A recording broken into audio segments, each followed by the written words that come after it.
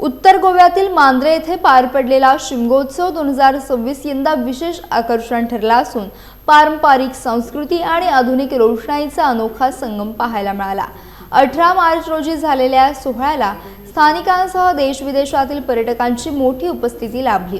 गोवा सरकारच्या पर्यटन विभागाच्या वतीने आयोजित या महोत्सवाचे उद्घाटन महाराष्ट्र राज्य भाजपचे प्रदेशाध्यक्ष रवींद्र चव्हाण यांच्या हस्ते करण्यात आले। यावेळी गोव्याचे पर्यटन मंत्री रोहन खवटे, आमदार जित आरोलकर यांच्यासह मान्यवर उपस्थित होते। या सोहळ्याचे मुख्य आकर्षण ठरली ती भव्य चित्ररथांची मिरवणूक, पौराणिक कथांवर आधारित जिवंत देखावे, ढोल ताशांचा निनाद आणि रोमटा मेळ पथकाचे सादरीकरण यामुळे वातावरण भारावून गेले। घोडेमोडणी, गोफ आणि फुगडी यांसारख्या पारंपरिक लोकनृत्यांनी प्रेक्षकांची मने जिंकली, तर सिंधुदुर्गातील मंडळांनीही सहभाग नोंदवत कार्यक्रमाची रंगत वाढवली।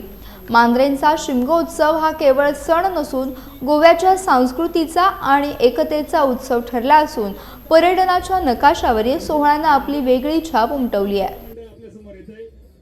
देशाचे पंतप्रधान आदरणीय नरेंद्र मोदीजी आणि हे नेहमीच सांगतात की आपला देश विविधतामध्ये एक आहे आणि त्यामुळे या सर्व संस्कृती, मग महाराष्ट्र असेल आणि गोवा, ही दोन्ही राज्य जी आहेत, या दोन्ही राज्य ही लहान भाऊ मोठा भाऊ म्हणून गेली अनेक वर्ष इथली असणारी संस्कृती जी आहे ते जपण्याचं काम हे सातत्याने करत असतात। शिमगोत्सव ही गोव्याची शान आहे।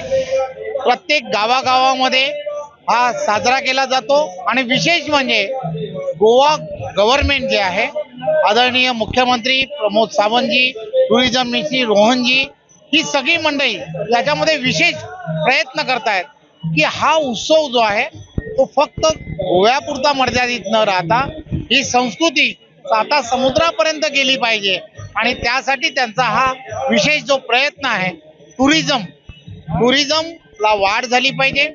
टुरिझम इंडस्ट्री म्हणून येणाऱ्या काळात जर पुढे न्यायची असेल तर याची प्रसिद्धी, प्रचार आणि प्रसार ज्याला म्हणतात, या सगळ्या आपल्या रूढी आणि परंपरांचा पूर्ण जगभरात होणं हे अत्यंत गरजेचं आहे आणि त्यासाठी हा केलेला प्रयत्न आहे। मला इथे आमंत्रित केलं। आज मांद्रेमध्ये असणारी सर्व तिथले असणारे ग्रामस्थ असतील, सावंतसाहेब असतील, जीत आरोलकर असतील आणि रोहनजी पर्यटन मंत्री असतील, त्या सगळ्यांनी अतिशय चांगल्या पद्धतीने हा उत्सव याला एक वेगळी अशी उंची दिलेली आहे असं मला वाटतं।